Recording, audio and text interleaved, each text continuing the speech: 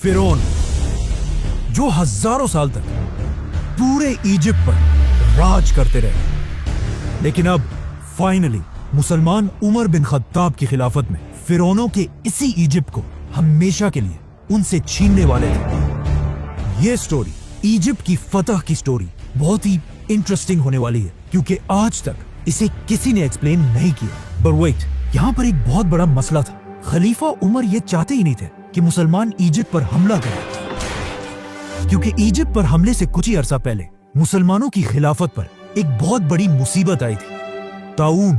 ये एक ऐसी बीमारी थी जिसने मुसलमानों की फौज के 25,000 सोल्जर्स को शहीद कर दिया था। और सिर्फ सोल्जर्स को ही नहीं, बल्कि मुसलमानों के सारे बड़े जनरल्स भी इस बीमारी से फौत हो चुके थे। जिसके बाद खलीफा उमर खुद हालात को कंट्रोल करने के लिए मदीना से मुसलमानों की आर्मी की तरफ गए, और वहां उनकी मुलाकात मुसलमानों के नए आर्मी चीफ अमर बिन आस से हुई, जिन्होंने हजरत उमर के सामने एक नया आइडिया, एक नया प्लान रखा कि अब हमें स्लो होने की बजाय फिरौनों के मुल्क इजिप्ट की तरफ जाना चाहिए।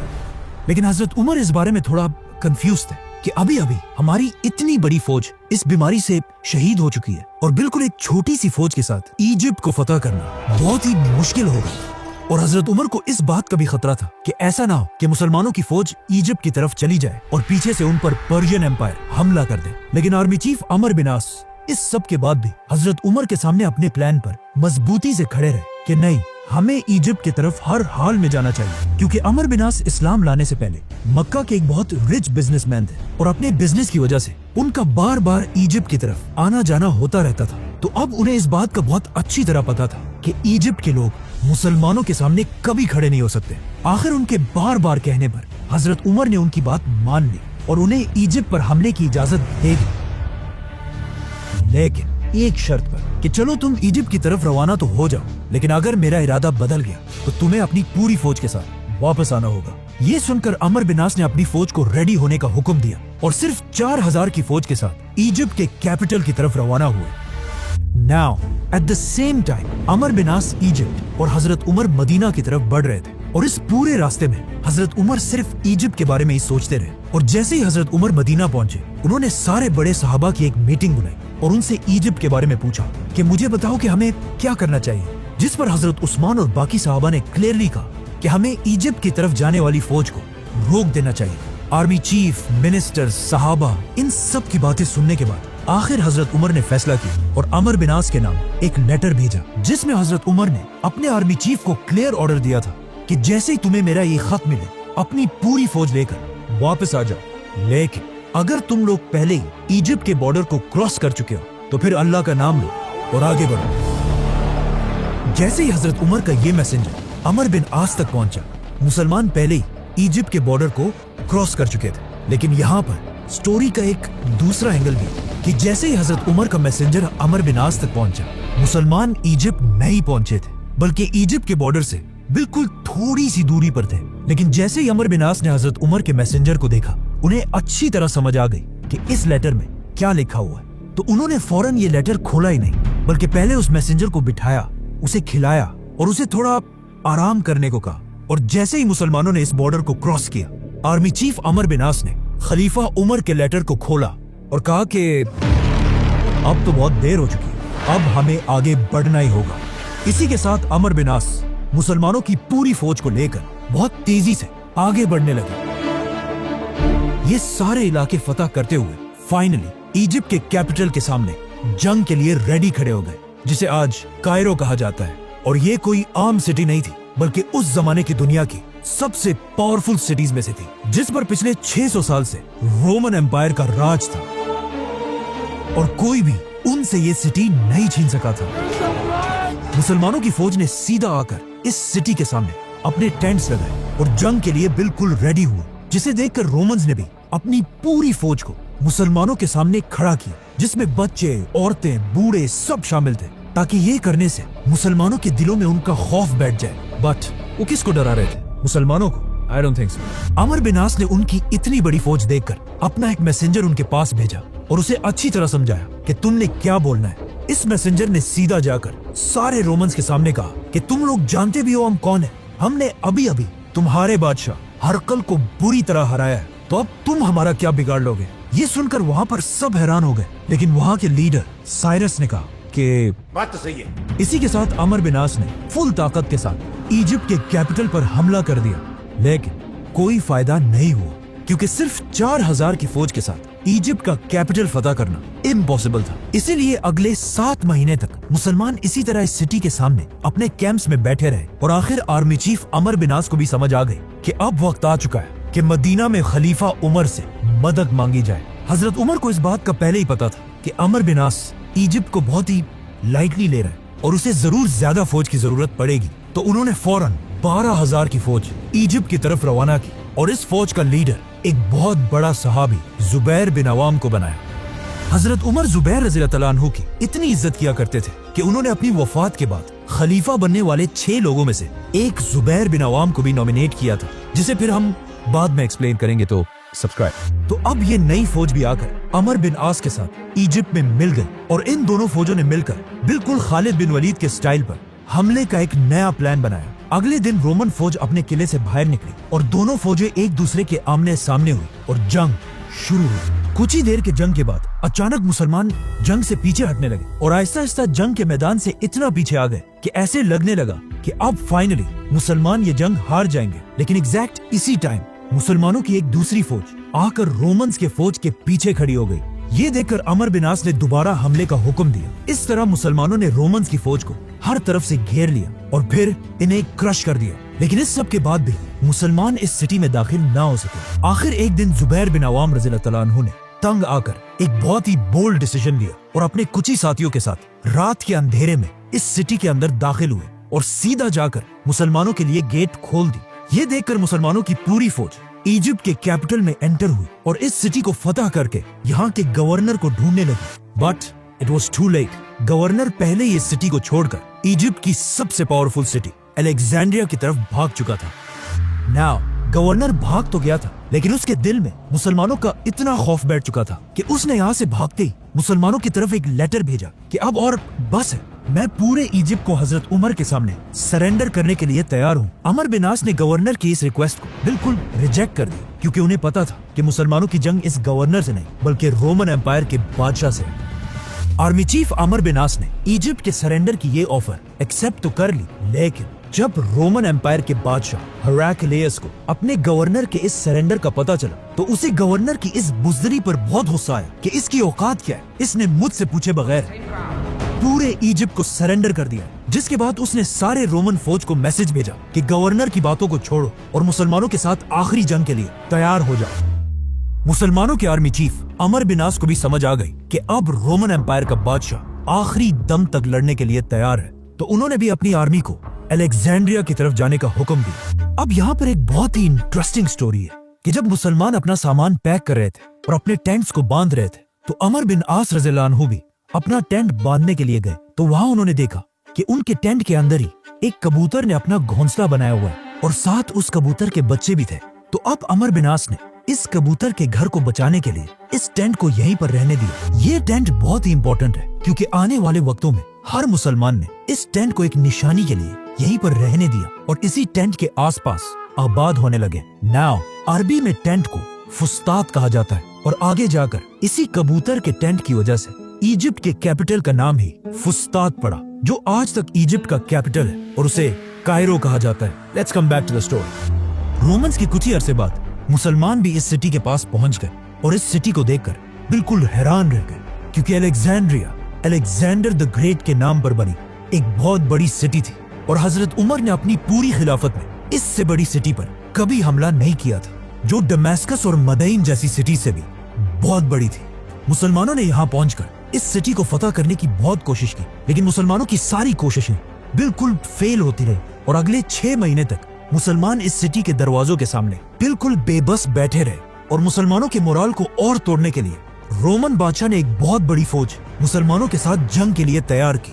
अब फाइनली ये लग रहा था कि खलीफा उमर कभी भी इजिप्ट को फतह नहीं कर पाएंगे और मुसलमानों की फौज यहाँ से मायूस होकर वापस चली जाएगी। लेकिन अचानक यहाँ पर एक बहुत बड़ा ट्विस्ट आया और सारी सिचुएशन बिल्कुल बदल गई। अचानक रोमन एम्पायर के कैपिटल इस्तंबुल में द ग्रेट रोमन एम्पायर का आखिरी पावरफुल बादशाह हेराक्लियस 30 साल की हुकूमत के बाद मर गया। जिसके बाद उसके जवान बेटे ने आकर अपने बाप का तख्त संभाला। इस यंग बादशाह से रोमन एम्पायर की बहुत उम्मीदें थी कि ये जरूर मुसलमानों से हमारी खोई हुई ताकत को छीनेगा, लेकिन सिर्फ कुछ ही दिन तख्त पर रहने के बाद इस बादशाह की सुतेली मां ने इसे मार दिया और अपने बेटे को रोमन एम्पायर की तख्त पर बिठाया। लेकिन ये देखकर रोमन एम्पायर के जनरल्स और अवाम को बहुत सख्त गुस्सा आया, जिसके बाद यहाँ पर रोमन एम्पायर में एक बहुत बड़ी सिविल वॉर स्टार्ट हुई, जिसके बाद वो फौज जिसे हेराक्लियस ने मुसलमानों से लड़ने के लिए भेजा था उसे मजबूरन वापस जाना पड़ा। ये सिविल वॉर इतनी बड़ी कि बस सभी एक दूसरे को मारने लगे। लेकिन जब हालात थोड़े कंट्रोल हुए तो रोमन एम्पायर के तख्त पर एक नया बादशाह बैठा हुआ था। लेकिन मसला ये था कि इस नए बादशाह की एज सिर्फ और सिर्फ 11 साल थी। अब आप मुझे बताएं, जब एक 11 साल का लड़का खलीफा उमर के सामने खड़ा होगा तो उसके साथ क्या होगा? खलीफा उमर रज़ियल्लाहु अन्हु मदीना से रोमन एम्पायर की इस सिविल वॉर को बहुत गौर से देख रहे थे और उन्हें समझ आ चुकी थी कि इजिप्ट फतह करने का यही बेस्ट टाइम है। तो उन्होंने फौरन मदीना में एक लेटर लिखा और अपने मैसेंजर को ऑर्डर दिया कि फुल स्पीड ये लेटर इजिप्ट में आर्मी चीफ अमर बिन आस तक पहुंचाओ। ये मैसेंजर दिन रात एक करके बहुत तेजी से इजिप्ट पहुंचा। जैसे ही अमर बिन आस ने ये लेटर खोला, इसमें हजरत उमर ने क्लियर ऑर्डर दिया था कि अमर फौरन मुसलमानों की पूरी फौज को एक जगह जमा करके मेरा ये लेटर उन सब के सामने पढ़कर सुनाओ। आर्मी चीफ अमर बिन आस ने बिल्कुल ऐसा ही किया और मुसलमानों की पूरी फौज को जमा करके उनके सामने हजरत उमर का लेटर खोला और कहा, है मुसलमानों, तुम्हें क्या हो गया है? तुम पिछले 2 साल से लड़ रहे हो और अब तक इजिप्ट फतह नहीं कर सके। मुझे इस बात का खतरा है कि तुम रसूल अल्लाह और कुरान के बताए हुए तरीकों को भूल चुके हो और बिल्कुल हमारे दुश्मनों की तरह दुनिया की मोहब्बत में खो चुके हो। याद रखना, अल्लाह ऐसी कौम की मदद कभी भी नहीं करता। तो अब मैं तुम्हारे दिलों को मजबूत करने के लिए तुम्हारी तरफ एक नई फौज भेज रहा हूं। तो अब अपनी इन पुरानी हरकतों से बाज आओ और उठो, अपने घोड़ों को ठीक करो, अपनी तलवारें निकाल लो और रोमन से एक आखिरी जंग लड़ने के लिए तैयार हो जाओ, ताकि मुसलमान इजिप्ट को हमेशा हमेशा के लिए इस्लाम के कंट्रोल में ला सके। हजरत उमर के इस लेटर को पढ़ने के बाद मुसलमानों की फौज का जज्बा इतना बढ़ा कि उन्होंने अपनी तलवारें उठाई और अलेक्जेंड्रिया की सिटी पर ऐसा हमला किया कि रोमन्स इस हमले के सामने बिल्कुल बेबस हो गए और अपनी दीवारों, गेट्स, टावर्स को छोड़कर हर तरफ भागने लगे और मुसलमान फाइनली इस सिटी में दाखिल हुए। यहाँ के गवर्नर साइरस ने जब ये सब अपनी आंखों से देखा तो उसे समझ आ गई कि एक 11 साल का बच्चा खलीफा उमर का मुकाबला कभी भी नहीं कर सकता, तो अब और लड़ने का कोई फायदा नहीं। इसी के साथ उसने अपना कलम उठाया और पूरे इजिप्ट को हजरत उमर की खिलाफत के सामने सरेंडर कर दिया और इस तरह इजिप्ट, फिरौनों का मुल्क, मुसलमानों के कंट्रोल में आया। अमर बिन आस ने इजिप्ट फतह करने के बाद सबसे पहले एक मैसेंजर जल्दी हजरत उमर की तरफ रवाना किया ताकि वो उन्हें इजिप्ट की फतह की खबर दे सके।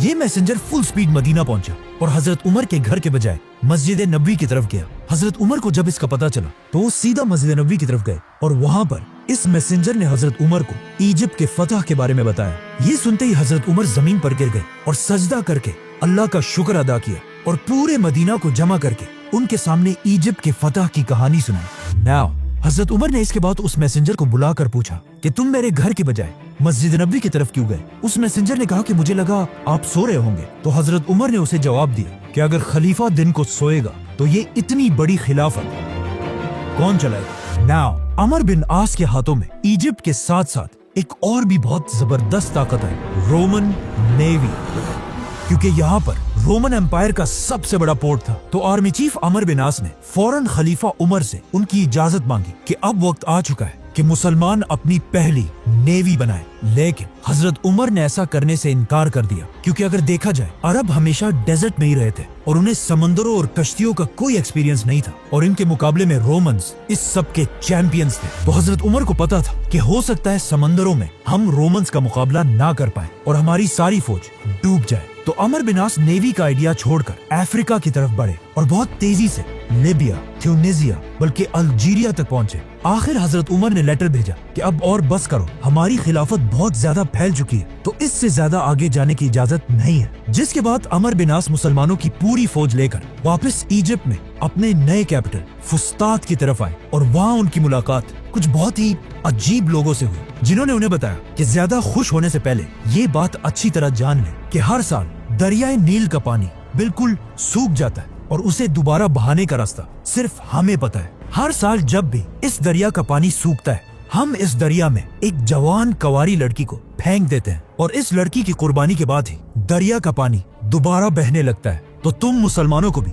ऐसा ही करना होगा। मुसलमान ये सुनकर हैरान रह गए कि ये क्या पागल लोग हैं, लेकिन कुछ अरसे बाद एग्जैक्टली ऐसा ही हुआ और दरियाए नील का पानी ऑलमोस्ट सूख गया, जिससे मुसलमान थोड़ा घबराने लगे कि ये तो वाकई दरिया बिल्कुल सूख रहा है। और आखिर दरिया का पानी इतना कम हुआ कि कुछ लोग ये तक सोचने लगे कि क्या हमें भी इस दरिया के पानी को बहाने के लिए ऐसी कुर्बानी देनी चाहिए। ये सब देखकर आखिर अमर बिन आस ने हजरत उमर की तरफ लेटर भेजा कि अब आप ही फैसला करें, हमें क्या करना चाहिए। हजरत उमर ने ये लेटर पढ़ते ही कहा कि ये क्या है, हम तो इस दुनिया में आए इसलिए हैं कि दुनिया के इन पुराने सारे रिवाजों को तोड़ दे। तो फौरन हजरत उमर ने एक चिट्ठी भेजी और कहा कि इस चिट्ठी को दरियाए नील में डाला जाए, जिसमें लिखा था, ऐ नील के पानी, अगर तू आज तक हजारों साल से अपनी मर्जी से बहता है तो रुक जा, हमें तेरी कोई जरूरत नहीं। लेकिन अगर तू अल्लाह की मर्जी से बहता है तो हम उसी अल्लाह से दुआ करते हैं कि वो तेरा पानी दोबारा जारी कर दे। जिसके कुछ ही अरसे बाद दरियाए नील का पानी पहले से भी ज्यादा बहने लगा। इस तरह हजरत उमर सिर्फ एक बादशाह नहीं बल्कि पूरी दुनिया के सामने एक नया निजाम रख रहे थे। और उनके दौर में इंसाफ का एक ऐसा निजाम था कि एक दिन आर्मी चीफ अमर बिन आस के बेटे ने इजिप्ट फतह होने के बाद एक आम इजिप्शियन को एक छोटी सी बात पर डंडों से मारा और ये दिखाने की कोशिश की कि अब हम तुम्हारे बादशाह हैं और तुम हमारे गुलाम। ये इजिप्शियन उसे वहाँ तो कुछ नहीं कह सका, लेकिन उसने हमेशा से हजरत उमर के इंसाफ के बारे में बहुत सुना था। तो वो सीधा इजिप्ट से मदीना की तरफ गया और जाकर हजरत उमर के सामने अपने ऊपर हुए जुल्म की शिकायत की। ये सुनकर हजरत उमर को बहुत दुख हुआ और उन्होंने उस इजिप्शियन को कहा कि तुम यही बैठो और फौरन एक लेटर गवर्नर अमर बिन आस की तरफ भेजा और उसे हुक्म दिया कि अपने बेटे मोहम्मद बिन अमर को लेकर मदीना की तरफ आओ। जैसे ये दोनों बाप और बेटा मदीना पहुंचे तो उन्होंने देखा कि हजरत उमर के साथ सब बैठे हुए और साथ ही वो इजिप्शियन भी। खलीफा उमर ने उन सब के सामने उस इजिप्शियन को अपना डंडा दिया और कहा कि आर्मी चीफ अमर बिन आस के बेटे को बिल्कुल उसी तरह मारो। बेटे को मारने के बाद अब खलीफा उमर ने उस इजिप्शियन से कहा कि ये डंडा लेकर इसके बाप अमर बिन आस के सर पर भी मारो, क्योंकि इसी बाप के पोस्ट की वजह से इसके बेटे ने तुम्हें मारा था। उस इजिप्शियन ने अमर बिन आस को तो नहीं मारा, लेकिन हजरत उमर ने अमर से कहा कि तुम कब से लोगों को गुलाम बनाने लगे जब उनकी माओ ने उन्हें आजाद पैदा किया है। इसी जबरदस्त जस्टिस की वजह से अब हजरत उमर दुनिया के सबसे ताकतवर लीडर बन चुके थे। लेकिन इजिप्ट फतह करने के फौरन बाद पर्शियन एम्पायर का बादशाह एक बड़ी फौज जमा। यहूदियों की बुक तलमूद में लिखा है कि दुनिया की पूरी एज सिर्फ और सिर्फ 6000 साल है, जिनमें से 5700 साल गुजर चुके हैं और सिर्फ 300 साल बाकी हैं। हजरत मोहम्मद सल्लल्लाहु अलैहि वसल्लम ने फरमाया कि जैसे ये दो उंगलियां एक दूसरे के साथ हैं, वैसे ही मैं और क़यामत भी एक दूसरे के करीब हैं। आज पूरी दुनिया में ऐसी कोई भी जगह नहीं मिली जहां जुल्करनैन की वही दीवार जो उन्होंने याजूज माजूज को रोकने के लिए बनाई थी।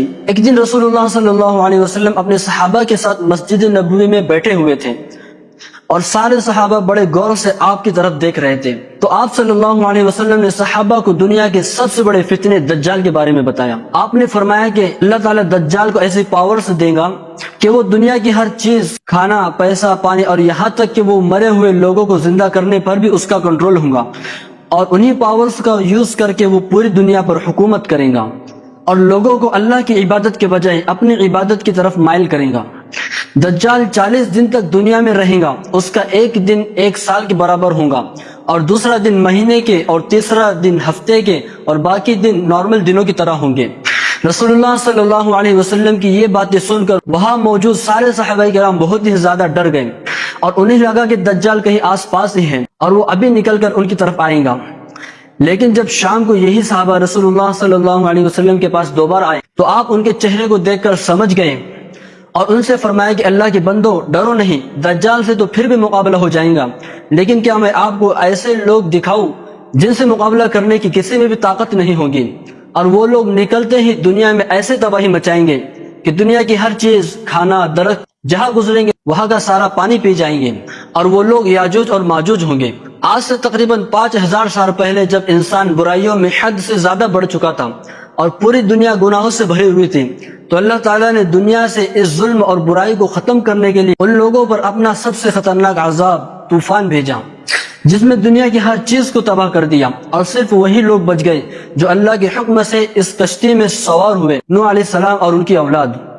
آج دنیا میں جتنے بھی انسان ہیں وہ نوح علیہ السلام کے بیٹے شام، حام اور یافس کی اولادوں میں سے ہیں۔ ان تینوں میں سے سب سے خطرناک لوگ یافس کی اولاد میں سے نکلے، کیونکہ یافس کی اولاد دنیا کے سب سے سخت علاقے نارتھ میں جا کر آباد ہوئے تھے، جہاں ہر وقت زمین برف سے ڈھکی رہتی ہے، جس کی وجہ سے وہاں کی زمینوں پر کھیتی کرنا مشکل ہوتا تھا۔ اور جیسے ہی وقت کے ساتھ ساتھ یافس کی اولادیں نمبرز میں بڑھنے لگیں، تو ان میں سے وہی لوگ جو نارتھ کے اسٹریم میں جا کر آباد ہوئے تھے، ان کی زندگی اتنی مشکل ہو گئی، ان کو کھانے کے لیے کچھ نہ ملتا تھا۔ اور جب زندگی مشکل ہو جاتی ہے، یا تو لوگ مضبوط بنتے ہیں یا خطرناک۔ اور ایسا ہی ایکسٹریم نارتھ والے یافس کی اولاد نے اپنی بھوک کو مٹانے کے لیے خود میں لوٹ مار کی عادت ڈال لی، اور جس طرح سے جنگلی جانور ایک دوسرے سے کھانا جھپٹتے ہیں، بالکل ویسے ہی یہ لوگ روزانہ قریب کے علاقے میں جا کر وہاں کے لوگوں کو تنگ کرنے لگے۔ اور جب ان کے ظلم اور لوٹ مار اپنے پیک تک پہنچ گئی، تو اس وقت ایران میں ایک نیک بادشاہ تخت پر بیٹھ گیا۔ ذوالقرنین کا قصہ قرآن میں بھی بیان کیا گیا ہے کہ جب اس نے ذوالقرنین کا قصہ قرآن میں بھی بیان کیا گیا ہے کہ جب اس نے نارتھ کی طرف اپنا تیسرا سفر کیا اور نارتھ کے بالکل ایکسٹریم تک پہنچا، تو ان کی ملاقات ایک ایسی قوم سے ہوئی جو ان سے ہر چیز میں بالکل ڈیفرنٹ تھی، ایون ان کی زبان بھی چینج تھی۔ اس قوم نے ایک ٹرانسلیٹر کے ذریعے ذوالقرنین کو بتایا کہ یہاں پہاڑوں کے درمیان ایک قوم رہتی ہے جو یہاں پر آ کر لوٹ مار کرتے ہیں اور ہمارے لوگوں کو بھی قتل کرتے ہیں۔ ہم آپ کے لیے پیسے جمع کریں گے، آپ ہمارے لیے ان کے درمیان ایک بیریل یعنی ایک دیوار کھڑے کر دو۔ ذوالقرنین نے ان سے کہا کہ پیسے تو اللہ کی دین ہے، بس ہمیں آپ سے صرف اتنی مدد چاہیے کہ اس دیوار کو بنانے میں ہمارا ساتھ دو۔ اور اسی طرح ذوالقرنین اس قوم کو یاجوج اور ماجوج کے فتنے سے بچانے کے لیے ان پہاڑوں کے درمیان ایک مضبوط دیوار بنا دی، اور یاجوج اور ماجوج ہر روز اس دیوار کو توڑنے کی کوشش کرتے ہیں، اور جب وہ اس دیوار کو توڑنے کے بالکل قریب پہنچتے ہیں تب ان کا سردار کہتا ہے کہ بس کرو، باقی کل کر لیں گے۔ لیکن کل پھر اللہ تعالیٰ اس دیوار کو پہلے کی طرح مضبوط کر دیتے ہیں۔ لیکن ایک دن ضرور آئے گا کہ یاجوج اور ماجوج اس دیوار کو توڑنے میں کامیاب ہو جائیں گے، لیکن وہ کب ہوگا؟ اس ٹیکنالوجی اور سیٹلائٹ کے دور میں دنیا میں ایسی کوئی بھی جگہ موجود نہیں جہاں ذوالقرنین کی وہی لوہے سے بنی ہوئی دیوار کو دیکھا گیا ہو۔ تو پھر کیا وہ دیوار ٹوٹ چکی ہے اور یاجوج اور ماجوج باہر نکل چکے ہیں، یا پھر وہ دیوار اس دنیا میں ہی نہیں بلکہ کسی دوسرے پلینٹ میں ہے، یا پھر وہ انسانوں کی نظروں سے غائب ہے؟ اس میں بہت ڈیبیٹ ہے، لیکن ایک چیز یہودی اور اسلام میں بڑی کامن ہے کہ یاجوج اور ماجوج قیامت کے قریب بڑے گریٹ نمبرز میں پہاڑوں پر پھسلتے ہوئے آئیں گے۔ یہودیوں کے مطابق آج سے 2600 سال پہلے بخت نصر نے یہودیوں سے جب یروشلم چھین لیا اور لاکھوں یہودیوں کو قید کر کے اپنے کیپٹل بیبیلون کی طرف لایا، تو اس وقت یہودیوں کے پیغمبر حضرت حزقیل علیہ السلام تھے۔ حضرت حزقیل علیہ السلام نے یہودیوں کو بتایا کہ تم کسی اور وجہ سے نہیں بلکہ اپنے گناہوں کی وجہ سے یروشلم سے نکالے گئے ہو، اور جب تم یہودی گناہوں کو چھوڑ دو گے تو ایک دن ایسا ضرور آئے گا کہ تم یروشلم کو دوبارہ حاصل کر لو گے، اور جب تم یروشلم کو اچھی طریقے سے حاصل کر لو گے اور وہاں سیٹل ہو جاؤ گے، تب تم پر ماجوج کے علاقے سے ایک قوم حملہ کریں گے، اور اس قوم کا نام ہوگا جوج، اور یہی قوم دنیا میں ایسے تباہی مچائیں گی کہ ان سے لڑنے کی کسی میں بھی طاقت نہیں ہوگی، اور پھر تمہارا مسیحا دجال اسے قتل کرے گا۔ لیکن اسلام کہتا ہے کہ یاجوج اور ماجوج یہ دونوں قوم دجال کے ختم ہونے کے بعد نکلیں گی۔ اس وقت حضرت عیسیٰ علیہ السلام زمین پر موجود ہوں گے، لیکن ان دونوں قوموں کا مقابلہ کوئی بھی نہیں کر سکے گا۔ اس کے بعد عیسیٰ علیہ السلام اللہ تعالیٰ کے حکم سے سارے مسلمانوں کو لے کر لیکن اسلام کہتا ہے کہ یاجوج اور ماجوج یہ دونوں قوم دجال کے ختم ہونے کے بعد نکلیں گی۔ اس وقت حضرت عیسیٰ علیہ السلام زمین پر موجود ہوں گے، لیکن ان دونوں قوموں کا مقابلہ کوئی بھی نہیں کر سکے گا۔ اس کے بعد حضرت عیسیٰ علیہ السلام اللہ تعالیٰ کے حکم سے سارے مسلمانوں کو لے کر ماؤ سینا پر لے جائیں گے، اور پھر اللہ تعالیٰ کسی وبا کے ذریعے یاجوج اور ماجوج کو ختم کر دیں گے۔ اور یہ